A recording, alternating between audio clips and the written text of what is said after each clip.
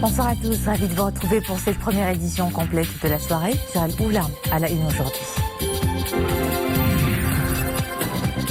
Le mégaport Tanger-Med 2 focus ce soir sur l'aspect sécuritaire du premier port du continent, une dimension de premier plan et des outils d'équipement répondant aux critères sécuritaires internationaux.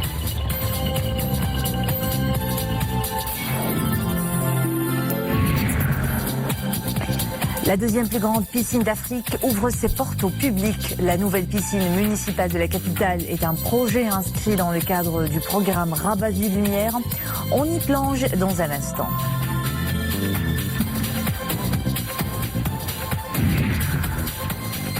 Les Beaux-Arts également dans ce journal. Le 6e festival des arts plastiques réunit des créateurs de tous bords. On ira à la rencontre de Redouane Chekdali, un artiste autodidacte qui s'inspire de tout. On entame cette édition par notre série de reportages consacrés à une méga infrastructure, le port Tanger-Med, qui confirme son développement avec le lancement du port Tanger-Med 2. On s'intéresse aujourd'hui à la dimension sécuritaire du premier port en Afrique. De toute évidence, la sécurité s'adapte aux exigences de la nouvelle structure portuaire et les outils d'équipement répondent aux critères sécuritaires internationaux. Le reportage sur place est signé Abdelal Chgar et Amin Sharqawi, le commentaire de Nesri El-Hamdawi.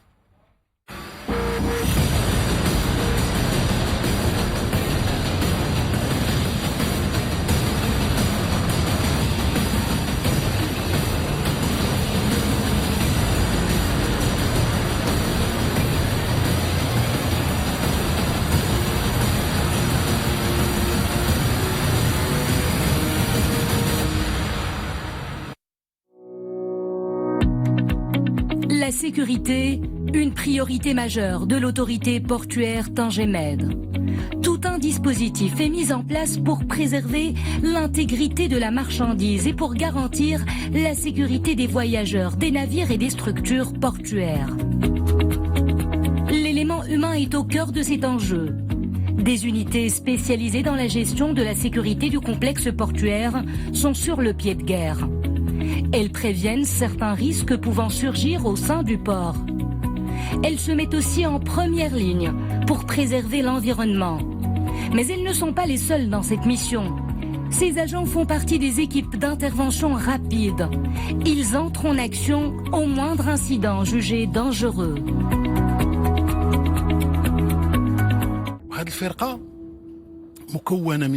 Cette équipe est composée de membres bien formés, disposant d'équipements nécessaires pour intervenir lors des incendies, en cas de pollution maritime ou en cas d'accident ou d'incident signalé au niveau des bassins portuaires.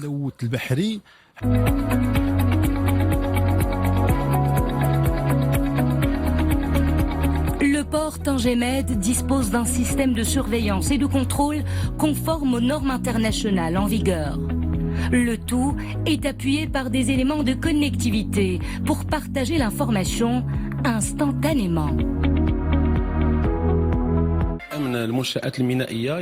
Parmi les équipements utilisés par l'autorité portuaire, les caméras de surveillance. Plus de 1200 y sont installées. Nous avons également des caméras de traitement intelligent de l'image et des caméras thermiques. Sans oublier le dispositif de contrôle d'entrée et de sortie du port pour les passagers, les piétons et les véhicules.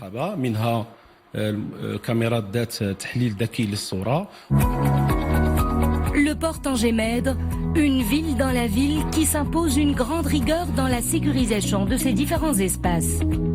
Pour cela, le port ne lésigne pas sur les moyens. Il met la technologie et les ressources humaines au service de la sécurité portuaire.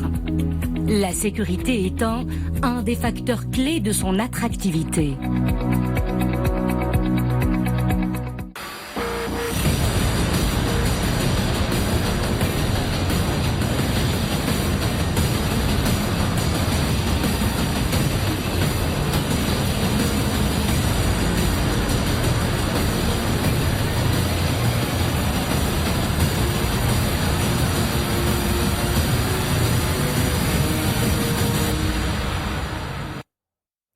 Coopération sécuritaire Maroc-Espagne, le Bureau central d'investigation judiciaire a arrêté à la commune de Nichiger, province de Nador, en coordination avec la garde civile espagnole, un individu de 19 ans faisant l'objet d'un avis de recherche international pour appartenance présumée à un groupe terroriste. Les investigations préliminaires ont révélé que cet individu, imprégné de l'idéologie extrémiste, a adhéré complètement à la propagande au profit du groupe Daesh en faisant l'apologie de ses actes sanguinaires. Un communiqué du BCJ précise que les enquêtes menées par les services de sécurité des deux pays ont montré que cet extrémiste a œuvré à développer ses compétences en matière de fabrication d'explosifs et à se procurer des armes à feu en vue de les utiliser dans l'exécution d'opérations terroristes d'envergure en coordination avec les combattants de Daesh qui sont actifs sur la scène syro-irakienne.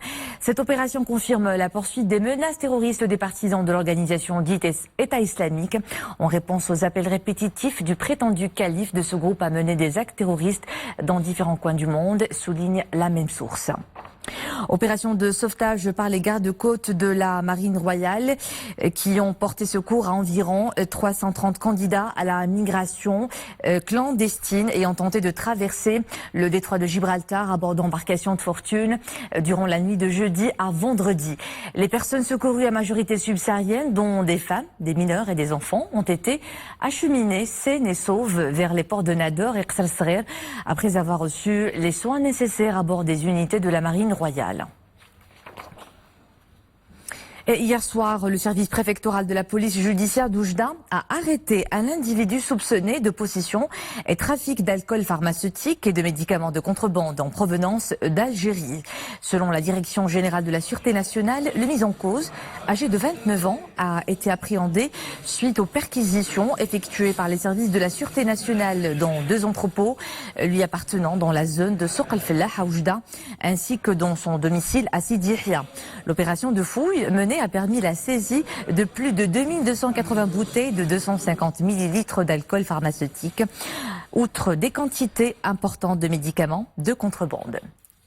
Il fait chaud dans le sud du royaume. Le mercure s'affole au-delà des 40 degrés à Awsard, Assazag, Rachidia, Smara, Tata et Zagora jusqu'à mardi prochain. Les températures seront de 40 à 44 dans ces régions.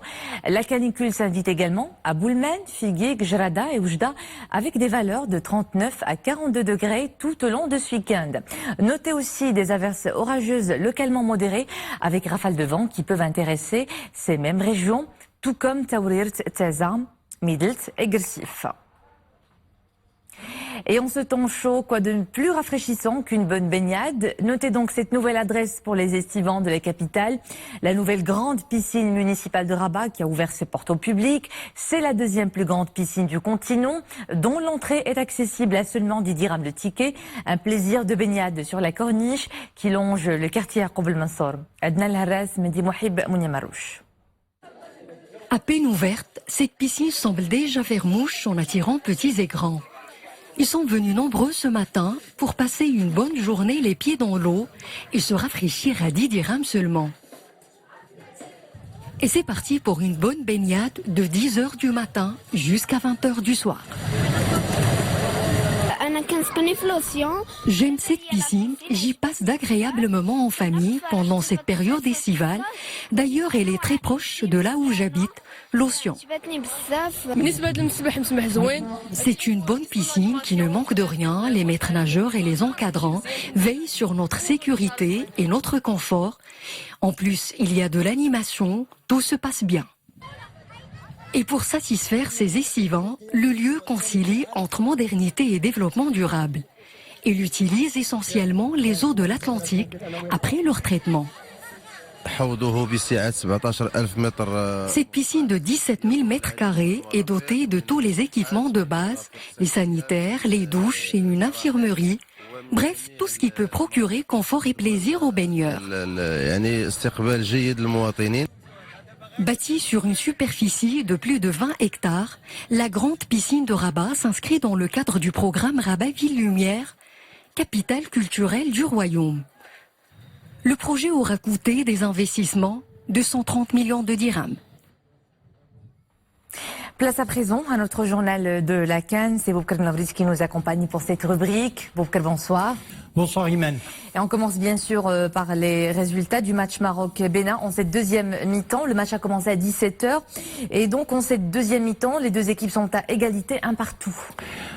Égalité un partout après le temps réglementaire. Nous sommes en train de jouer le premier quart d'heure de la prolongation. Le score est toujours le même, un but partout. Une équipe du Bénin qui nous a un petit peu étonnés. Je le disais il y a quelques jours, il fallait se méfier des petites équipes. D'ailleurs, la preuve, Madagascar avait battu le Nigeria, je le rappelle. Mais le Bénin a complètement fermé le jeu depuis le début de la partie. Ils ont carrément verrouillé la défense, ce qui a donné certaines difficultés à nos attaquants de s'approcher des buts et de marquer. Il y a eu, il faut le dire, plusieurs occasions de scorer. Il y a eu Nseri, il y a eu Ziyech qui semble un petit peu en méforme. Il faut dire que la chaleur est étouffante, suffocante au Caire en ce moment. La partie a démarré avec une température de 36 degrés. Mais n'empêche, le Bénin, c'est le Bénin qui a ouvert d'ailleurs le score à la 53e minute par Adil Tou. Puis il y a eu des occasions signées Ziyech, Bouffel, mais également d'autres joueurs. En partie, donc, les Lions de l'Atlas peuvent carrément remporter cette rencontre, mais il va falloir être plus entreprenant, plus offensif. D'ailleurs, les Béninois jouent actuellement à 10 joueurs après l'expulsion d'un de leurs joueurs. Il y a eu également Belhenda qui a raté une occasion en or et surtout, il faut le dire maintenant, le penalty raté par Ziyech à la 93e minute de jeu, une minute avant la fin du temps additionnel, un penalty qui aurait pu nous donner donc l'avantage et de remporter cette victoire et de se qualifier pour le quart de finale. Mais tout ça, nous allons y revenir. J'espère et je le souhaite et je le sens que les Lions de l'Atlas vont se surpasser durant le dernier quart d'heure et essayer surtout de marquer ce deuxième but libérateur et qui va nous permettre de mettre le pied en quart de finale. Et on l'espère, Bouker. Dans moins d'une heure, un autre match à suivre aussi, Sénégal-Ouganda. L'Ouganda qui passe pour la première fois depuis 41 ans au premier tour d'une Coupe africaine des Nations. Elle joue donc face au Sénégal qui a terminé à la deuxième place de son groupe C. Effectivement, présenté comme l'un des grands favoris de cette CAN, le Sénégal sort d'une phase de groupe mitigée. Et ils avaient bien commencé face à la Tanzanie, 2-0, mais la défaite face à l'Algérie a fait naître quelques doutes. Ce soir, les hommes d'Aliou Cissé devront montrer un autre visage face à l'Ouganda, qui avait ouvert le bal de la CAN, rappelons-le, face à l'Égypte. On écoute l'entraîneur du Sénégal sur ce match et les objectifs des Lions de la Teranga. Pourquoi le Sénégal ne gagne pas avec tous les talents qu'on a connus depuis les indépendances jusqu'à aujourd'hui. Mais comme j'ai eu à le dire dans le passé, le gagner ne se décrète pas. Il faut du temps, c'est un processus et ce processus, on est en train de le mettre en place. On a eu effectivement l'avènement 2002 où on était venus un petit peu tous de partout, mais si on regarde depuis 4-5 ans, il y a une équipe qui est en train de se préparer petit à petit, qui est en train de se bonifier, et on a vraiment espoir que on est plus loin de ce premier sacre. J'espère que ça sera en 2019. Et au programme des matchs demain, Nigeria et Cameroun et l'Afrique du Sud contre l'Égypte. On l'a vu, Boubkar, l'équipe sud-africaine s'est qualifiée de justesse à ses huitièmes de finale. Il faut dire que demain, c'est deux belles affiches au programme donc de ce samedi. Nigeria-Cameroun à 17h et puis Égypte-Afrique du Sud à 20h. Les Pharaons ont fait un parcours, il faut le dire, sans faute, mais sans convaincre. Malgré la présence de leur joueur vedette Mohamed Salah, l'Égypte a su gérer ses matchs du premier tour grâce à son expérience en Coupe d'Afrique. Leur objectif est toujours d'ailleurs le même, décrocher le trophée pour une 8e fois. On écoute leur capitaine d'équipe et l'entraîneur des Bafana Bafana.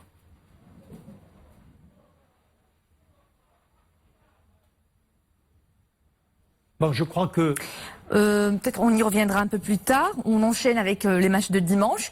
On retient celui qui va opposer Madagascar, que l'on considérait aussi comme petit poussé de la CAN 2019, à la République démocratique du Congo. À l'affiche aussi l'Algérie qui rencontre la Guinée. Alors le programme des matchs de dimanche après-demain, 7 juillet, donc Madagascar rencontre la République démocratique du Congo à 17h et puis l'Algérie sera opposée à la Guinée à 20h. 6 buts marqués, aucun encaissé, c'est le bilan des Fennecs lors du premier tour. L'Algérie a un gros secteur offensif, il faut le dire. Elle fait partie des équipes favorites aux côtés du Maroc. On écoute le gardien algérien Alexandre Okik. On est très satisfait de ce premier tour. On a montré qu'on était prêt pour cette CAN. On a beaucoup travaillé à Sidi Moussa et à Doha pour en arriver là. L'équipe est très très bien et voilà, on vit bien ensemble et voilà, on a hâte d'être déjà à cette rencontre face à la Guinée. Le coach Belmadi a bien préparé cette rencontre et on aura sûrement quelques vidéos à visionner, donc voilà, on est dans l'attente pour l'instant, mais on travaille toujours pour s'améliorer nous d'abord, parce que voilà, le premier adversaire c'est nous-mêmes. Voilà, c'était la déclaration du joueur algérien, du gardien de but algérien pour sa rencontre de demain. Et comme on rappelle le score, il est toujours de 1 but partout entre le Maroc et le Bénin. C'est un match, il faut le dire, pas fait pour les cardiaques. Je vous assure que depuis le début de la rencontre, on a eu chaud. Ok, Boubke. On finit par le jargon du foot, des expressions multiples qui sont sur les lèvres des amoureux du ballon rond. Que découvre-t-on aujourd'hui? Alors, première. C'est Cyril Leban, c'est un joueur qui reste sur le banc de touche et qui ne joue presque jamais. On passe à la deuxième, café crème. J'espère que cela va nous arriver à la deuxième prolongation. C'est un terme qui désigne un dribble ayant permis d'éliminer l'adversaire jusqu'à lui faire perdre l'équilibre et faire un petit pont. Ballon, c'est un ballon, petit pont, ballon entre les jambes. Et puis nous avons ce soir l'ascenseur. L'ascenseur, c'est lorsqu'un joueur s'appuie illicitement sur un autre joueur pour aller le plus haut possible pour jouer le ballon de la tête. Et c'est toujours instructif. Boufker. Voilà. Merci, on vous retrouve demain sur ce même plateau. Et j'espère un bon résultat. On souhaite dans un petit très bonne chance à nos lions de l'Atlas. L'imprévu, l'inattendu, l'improvisation, c'est tout cela à la fois. Ces techniques pédagogiques pour les apprentis comédiens à ses adeptes. Un festival est lui dédié à Casablanca. C'est le Festival international d'improvisation théâtrale qui en est déjà à sa 7e édition. Le Festin Pro pour les intimes réunit cette année des équipes suisses, françaises, belges, mais aussi anglaises et marocaines pour un tournoi qui se déroule selon les règles officielles de l'improvisation à la canadienne. Sarah Katir. Pour sa 7e édition, le Festin Pro accueille les équipes marocaines, suisses, françaises et belges pour un tournoi dont l'objectif est de promouvoir la discipline de l'improvisation théâtrale et d'intégrer les jeunes dans des ateliers d'échange et de formation.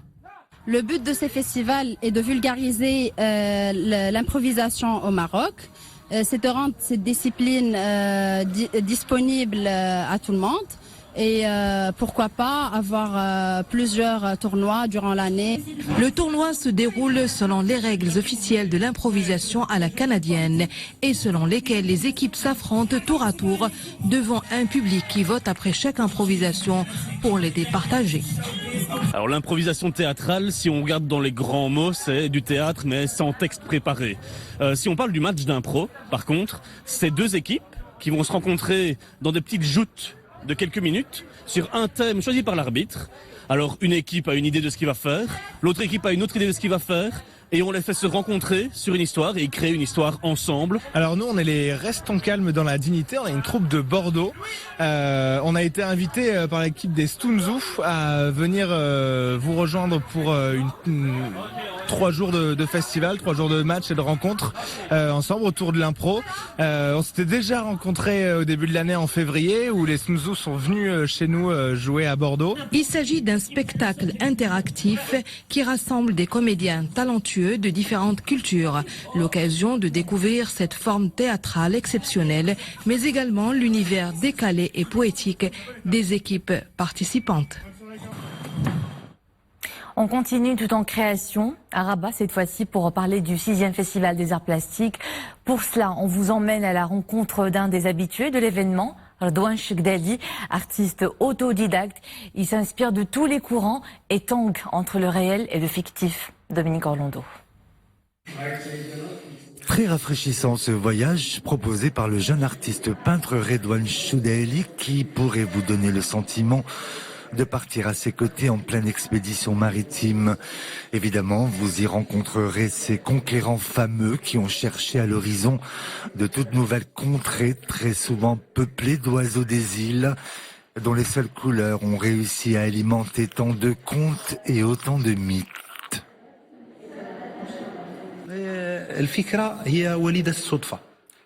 J'ai commencé vraiment par hasard. Je n'ai pas une grande expérience dans ce domaine. J'ai commencé il y a à peine 7 ans. Au début, je me suis lancé dans le dessin avec une feuille et un crayon. Par la suite, je suis passé aux fresques murales.